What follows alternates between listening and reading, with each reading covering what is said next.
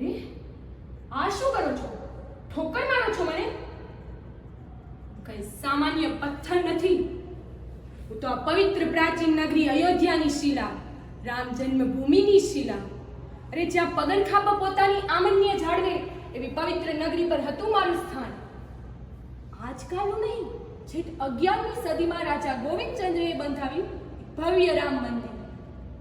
શાનદાર કલા કસોટી પથ્થરમાંથી અવતરીને બનેલી કામળકારી થાંભલી પવિત્ર મંત્રોચ્ચારની સાક્ષીએ મંદિરમાં ગોઠવાયું. કેવી અદ્ભુત હતી એ ક્ષણ! ચારે બાજુ કેસર ગુઢિયા, ગંગાજળના છાંટણા થાય છે. મંત્રોનો પાવન ધ્વનિ વાતાવરણને ધન્ય બનાવી રહ્યો છે. આ શંખનાદ, જયનાદ, જય જયકાર, જય શ્રી રામ. કઈ સામાન્ય પથ્થર નથી, હું તો રામ મંદિરના અવતરણની સાક્ષી પવિત્ર થાંભલી છું.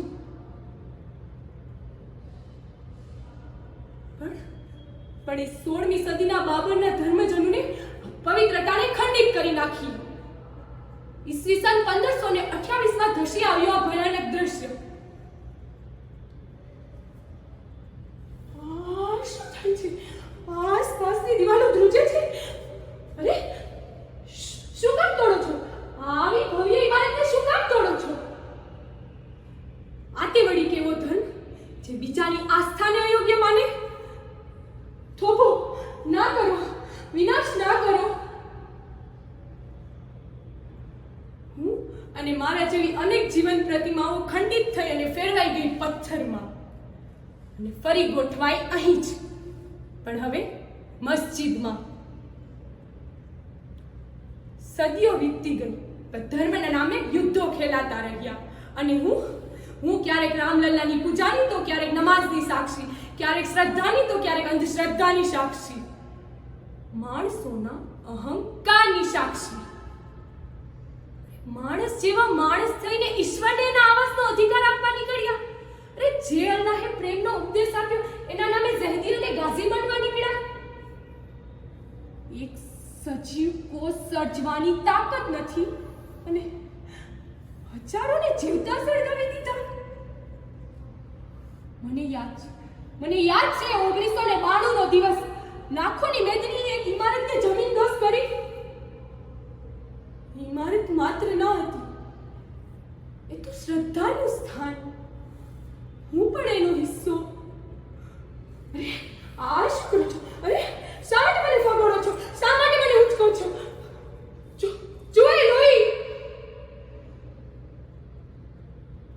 હજારોની કતલે આમ જોઈને પહેલી વાર મને એમ થયું કે આ ગર્ભવૃદ્ધિના સ્પર્શથી પરવાળ મારામાં જીવન આવે. અરે મને હાથ પગ ફાટે ને હું રોકી શકું આ ખૂની ખેલ. આ રક્ત રંજિત લાશોના ઢગલા, આ ઢગલામાં ધર્મ ક્યાં છે? લાશને કદી ધર્મ નથી હોતો.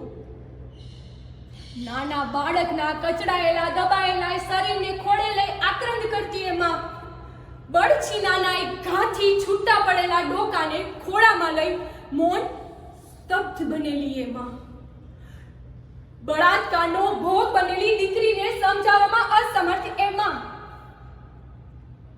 માને પણ ધર્મ ક્યાં હોય છે? એને તો હોય છે માતૃત્વ.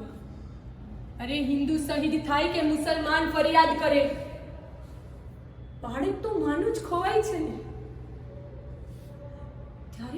ત્યારે પહેલી વાર મને એમ થયું કે સારું છે હું પથ્થર છું, માણસ નથી. અરે માણસ ના થઈ શકું પણ શેતાન પણ ના જ થઈ શકું ને. પણ હવે આ સર્વ જખમોને ચંદનનો શીતળ લેપ લાગી ગયો છે. જો ફરી એકવાર રામના સ્વાગતનું એક ભવ્ય મંદિર બન્યું. રચાઈ રહ્યું છે એક અનન્ય આભા મંડળ. હવે ફરી રચાશે એક નાનકડું સ્વર્ગ. ગુંજશે મંત્રોચ્ચાર, શંખનાદ, જયનાદ, જય જયકાર, જય શ્રી રામ, જય શ્રી રામ, જય શ્રી રામ.